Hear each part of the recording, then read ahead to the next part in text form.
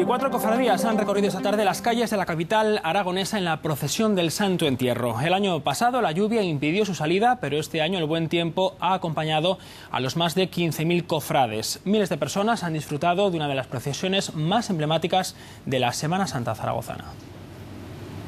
El año pasado muchos se quedaron con las ganas de verla, pero este año el sol brilla y las temperaturas acompañan para una de las citas más importantes del Viernes Santo. Creo que es muy especial porque en ninguna otra ciudad de España salen todas las procesiones, las cofradías, una detrás de la otra. Las imágenes, toda la cantidad de gente que hay, los niños que van, es especial. Para nosotros desde siempre ha sido ya una tradición. Tradición que reúne a 24 cofradías. Este año el buen tiempo sí ha permitido que los más de 15.000 cofrades recorran las calles de Zaragoza. Ciudadanos y turistas no han querido perderse una de las procesiones más multitudinarias.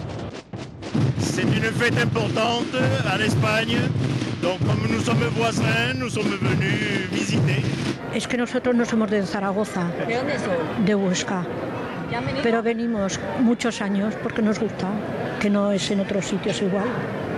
Muchos quieren sentir de cerca los tambores y ver los pasos, mientras otros están esperando unos nietos de 6 y 7 años que vienen con tambor. Mis nietos. Y los estamos esperando aquí a que van en la vengan. cofradía de la Eucaristía. calles llenas para asistir a la ya declarada fiesta de interés turístico internacional.